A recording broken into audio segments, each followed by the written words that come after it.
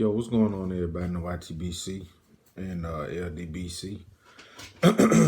Just want to sit down and talk a little bit about Lamont Peterson versus Earl Spence. It's supposed to be January 20th.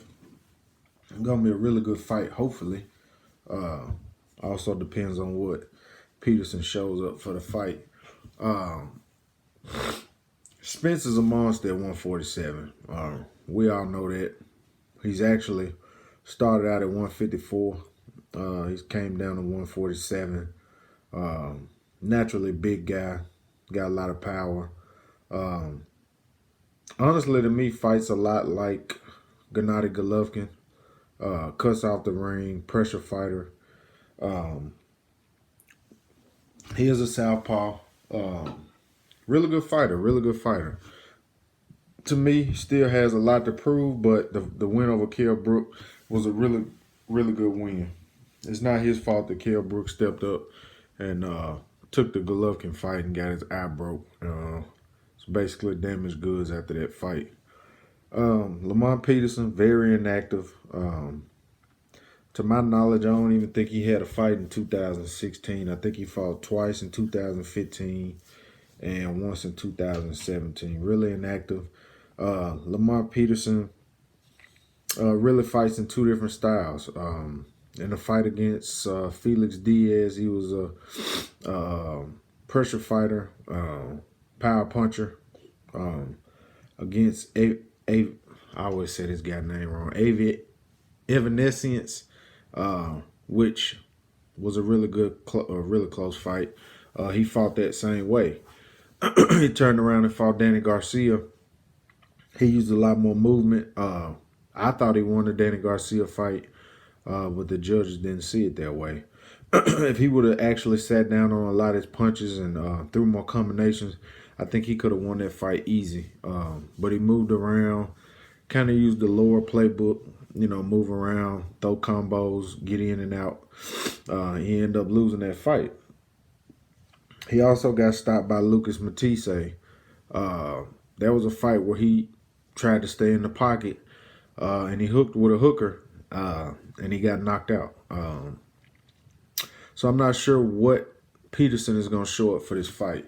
It'll be interesting to see what he will do if Spence is coming forward, which we know Spence is going to come forward, try to cut the ring off, pressure. Will Peterson be on the back foot, or will Peterson stay in the pocket and trade? To me, I think he needs to do a little bit of both. He needs to get Spence respect early. But also Spence is a lot bigger fighter, to be honest. But Peterson comes in kind of big too. But Peterson has got, I think he got popped for PEDs and I'm trying to remember the fight. It wasn't the Danny fight. Was it the Cohen fight? I'm not sure on that one, but I know he got popped, I think, one time. Peterson is a really good fighter. The winner, he actually was the WBA world champion, and he dropped that title. Keith Thurman is the super world. I thought he was going to try to get the Thurman fight, but it looks like now Thurman, a WBA, or say he gets one voluntary, then he's got to fight Porter, and then after that he's got to fight the winner of Danny Garcia versus Brandon Rios. And how Brandon Rios got in that position makes literally no sense to me. He's looked like trash his last three fights. I expect Danny to knock him out, but I'll do another video on that. That's a pretty easy fight to call. But he stepped up to fight Earl Spence. Nobody else really wanted to fight Spence. Thurman wanted to tune up. I do want Thurman. I'm a Thurman fan.